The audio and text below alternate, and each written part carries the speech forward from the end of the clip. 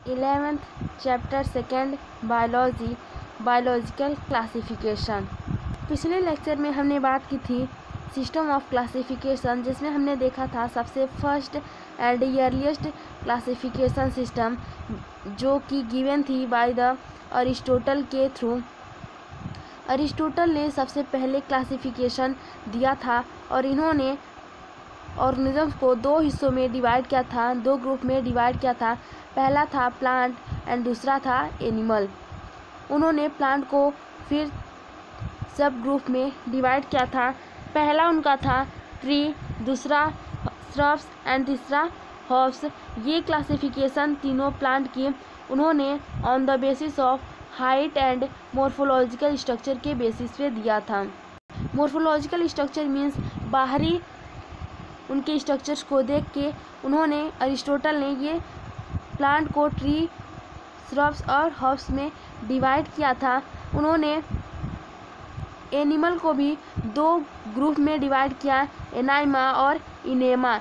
एनाइमा में उन्होंने उन ऑर्गेनिजम्स के रखा जिनके पास रेड ब्लड सेल नहीं था, do not have red blood cell.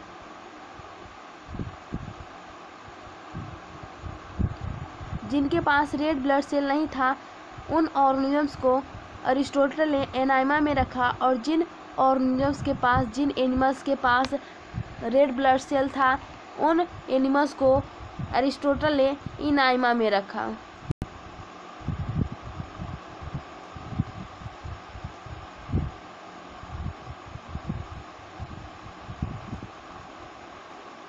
जिनके पास रेड ब्लड सेल था उन एनिमल्स को अरिस्टोटल ने इनाइमा में रखा और जिनके पास नहीं था वो एनाइमा में रखा।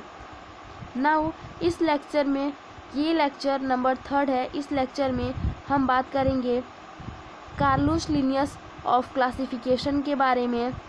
उससे पहले हम कुछ ड्रॉबैक के बारे में जान लेते हैं कि अरिस्टोटल क्लासिफिकेशन में क्या ड्रॉबैक्स थे। अगर हम अरिस्टोटल के क्लासिफिकेशन का ड्रॉबैक की बात करें तो उन्होंने सबसे ज़्यादा जो प्रॉब्लम फेस की थी क्लासिफिकेशन में वो था कॉमन नेम का।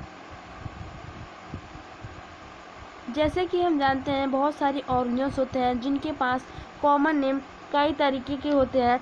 इस वजह से अरिस्टोटल की क्लासिफिकेशन में ये भी एक बड़ा ड्रॉबैक था, और अरिस्टोटल ने ऑर्गेनिज्म की क्लासिफिकेशन करते समय बहुत सारे कॉमन नेम्स की वजह से, एक ऑर्गेनिज्म के बहुत सारे कॉमन नेम की वजह से उन्हें बहुत सारे प्रॉब्लम को फेस करनी पड़ी। जैसे कि अगर हम एग्जांपल बात करें तो प्यूमा है, प्यूमा, माउंटेन लॉयन, ये जो दोनों नाम्स हैं ये एक ही एनिमल के हैं, लेकिन ये कॉमन नेम है। इस वजह से एक एनिमल के दो अलग अलग नाम हैं, जिसकी वजह से ये भी कॉमन नेम भी अरिस्टोटल क्लासिफिकेशन का एक ड्रॉबैक था।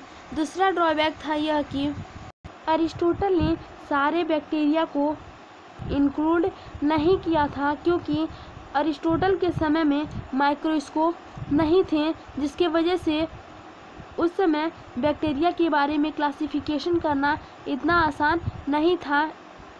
जैसा कि हम जानते हैं कि जो बैक्टीरिया होती हैं ये माइक्रोस्कोपिक ऑर्गेनिजम्स होते हैं, और अरिस्टोटल के समय में इतनी अच्छी टेक्नोलॉजी नहीं थी जैसे कि आज के समय में है। इस वजह से अरिस्टोटल ने बैक्टीरिया की क्लासिफिकेशन नहीं कर पाई थी।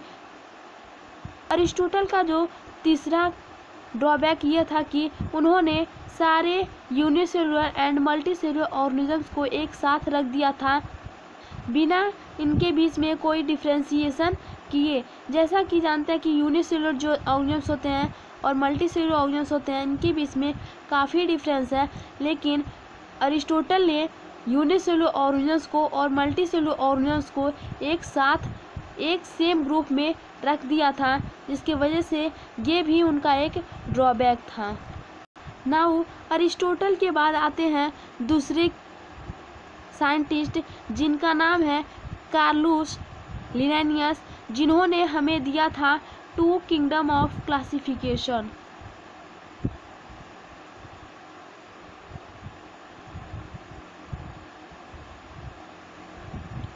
टू किंगडम ऑफ क्लासिफिकेशन जो था ये हमें गिवन था बाय द कार्लस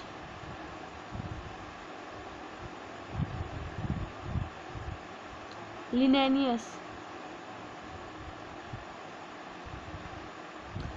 ये एक साइंटिस्ट थे जिन्होंने बाइनोमियल नॉमेनक्लेचर के बारे में भी हमें बताया है। बाइनोमियल नॉमेनक्लेचर के बारे में सबसे पहले हमें इंट्रोड्यूस करवाने वाले अरिस्टोटल ही थे, कार्लस लिनेनियस थे। जैसा कि आप लोगों ने पढ़ा होगा द लिविंग वर्ल्ड चैप्टर में बाइनोमियल नॉमेनक्लेचर के बारे में, कि अगर हम सिंपली बाइनोमियल नॉमेनक्लेचर को कहें तो साइंटिफिक नेम हर ऑर्गेनिजम्स का एक यूनिक नेम होता है और उस यूनिक नेम से हर ऑर्गेनिज्म पूरे वर्ल्ड भर में जाना जाता है। उसी को हम कहते हैं बाइनोमियल नॉमेनक्लेचर या फिर साइंटिफिक नेम। जैसे कि हम बात करें तो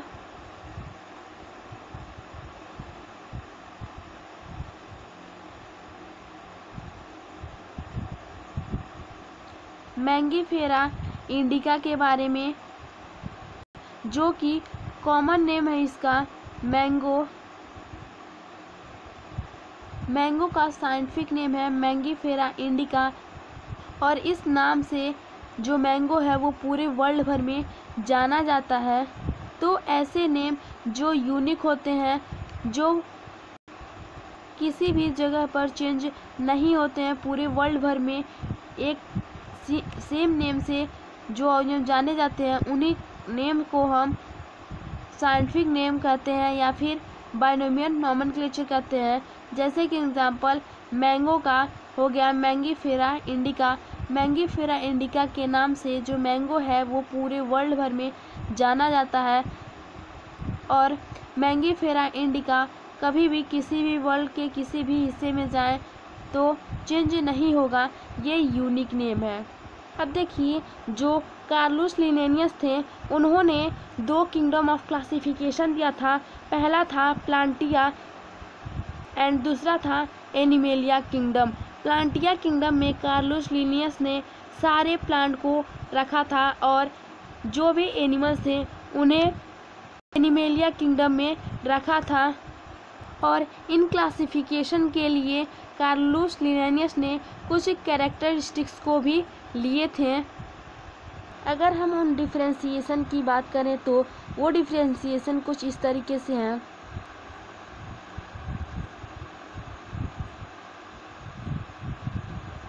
जैसे कि देखिए उन्होंने प्लांट और एनिमल को डिफरेंशिएट करने के लिए उन्होंने कुछ कैरेक्टर्स को लिए थे। जैसे कि पहला कैरेक्टर्स उन्होंने लिया था लोकोमोशन। लोकोमोशन का मतलब होता है मूवमेंट।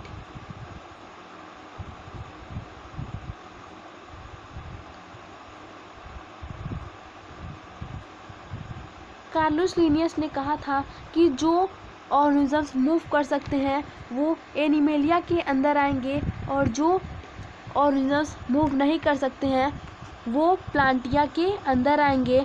उन्होंने लोकोमोशन को प्लांटिया के अंदर एब्सेंट बताया था और एनिमेलिया के अंदर प्रेजेंट बताया था। जैसे कि एग्जांपल अगर हम किसी ऑर्गेनिज्म के साथ जैसा ट्रीट करते हैं वो उस तरीके से मूवमेंट करता है। जैसे कि अगर हम एनिमल की बात करें तो एनिमल एक जगह से दूसरी जगह तक मूव कर सकता है, लेकिन जो प्लांट होते हैं वो एक प्लेस से दूसरी प्लेस तक मूव नहीं कर सकते हैं। इस वजह से कार्लस लिनेनियस ने लोकोमोशन को एक कैरेक्टर्स के अकॉर्डिंग कंसीडर किया और प्लांट और एनिमल को डिवाइड किया। दूसरा था characters response to external stimuli, means that consciousness कहें या फिर रिस्पॉन्स। कार्लस लिनेनियस के अकॉर्डिंग जो प्लांट होते हैं वो रिस्पॉन्स नहीं करते हैं। प्लांट में रिस्पॉन्स करने की जो एबिलिटी है वो अब्सेंट है और एनिमेलिया में प्रेजेंट है। उन्होंने कार्लोस लिनियस ने रिस्पॉन्स के अकॉर्डिंग प्लांटिया और एनिमेलिया को डिवाइड किया था। उन्होंने कहा था कि प्लांटिया में रिस्पॉन्स अब्सेंट होता है और एनिमेलिया में प्रेजेंट होता है। तीसरा कैरेक्टर उन्होंने लिया था मोड ऑफ न्यूट्रिशन को। मोड ऑफ न्यूट्रिशन को उन्होंने कहा था कि प्लांटिया में ऑटोट्रॉफिक मोड ऑफ न्यूट्रिशन होता है, जबकि एनिमेलिया में हेटेरोट्रॉफिक मोड ऑफ न्यूट्रिशन होता है। ऑटोट्रॉफिक मोड ऑफ न्यूट्रिशन में प्लांट्स या ऑर्गेनिज्म अपना खाना खुद बनाते हैं, किसी और पे डिपेंडेंट नहीं होते हैं।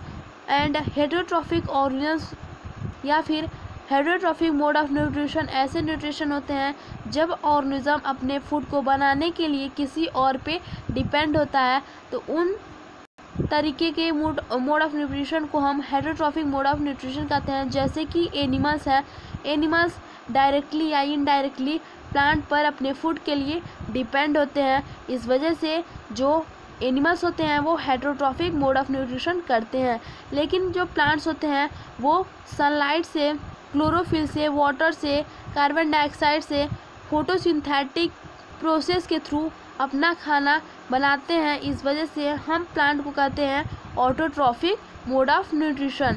अब देखिए उन्होंने चौथा कैरेक्टर्स लिया था सेल वॉल के बारे में।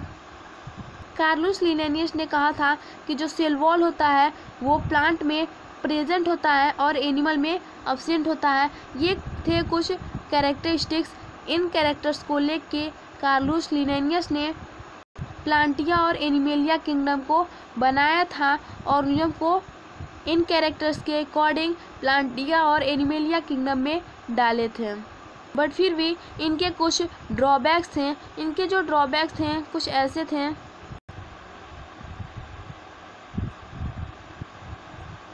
Drawback of Linnaeus classification.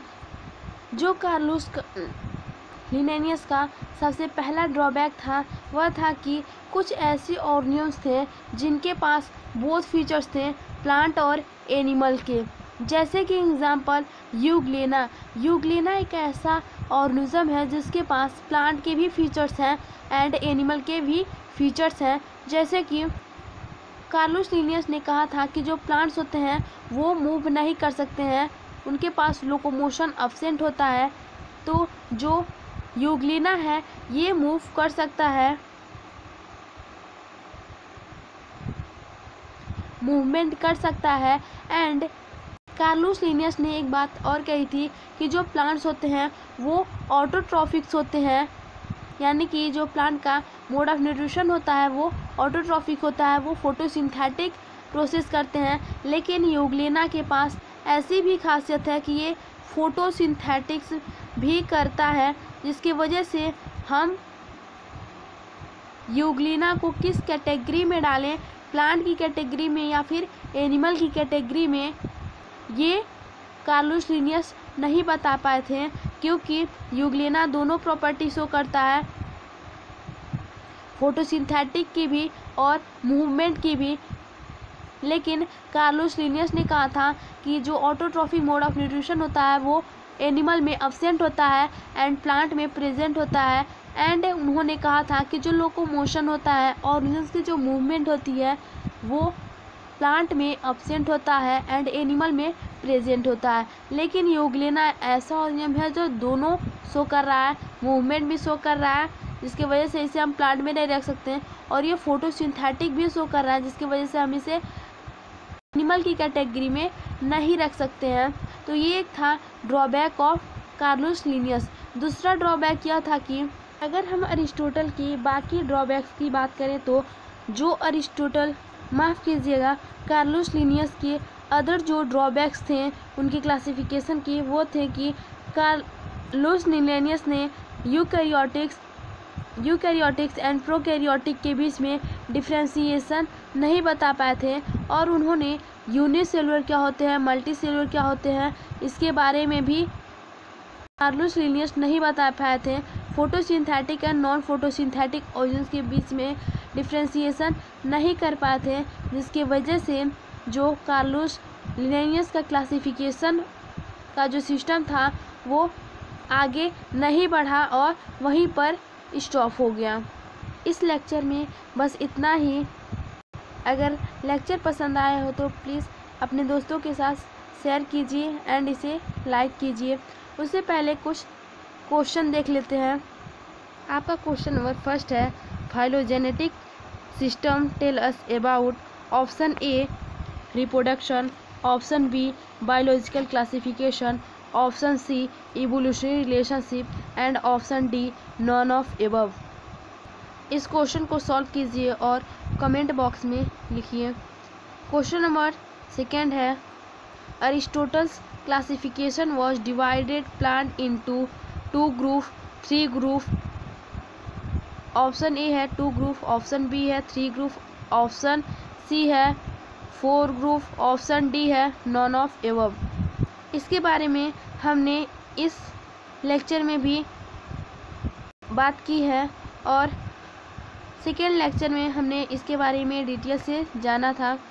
चलिए अब इसके आंसर देखते हैं। जो क्वेश्चन नंबर फर्स्ट है हमारा, phylogenetic system tell us about evolutionary relationship, option C हो जाएगा। जो क्वेश्चन नंबर सेकेंड है, Aristotle's classification was divided plant into 3 groups, उन्होंने अरिस्टोटल क्लासिफिकेशन में प्लांट को 3 ग्रुप में डिवाइड किया गया था। जैसे कि हमने देखा था ट्री, श्रब्स एंड हर्ब्स में, सॉरी यहाँ पे 3 रहेगा, नॉट ट्री। अरिस्टोटल ने प्लांट्स को टोटल 3 ग्रुप में डिवाइड किया था, ट्रीज में, श्रब्स में एंड हर्ब्स में, on the basis of their structures. Now thanks for watching.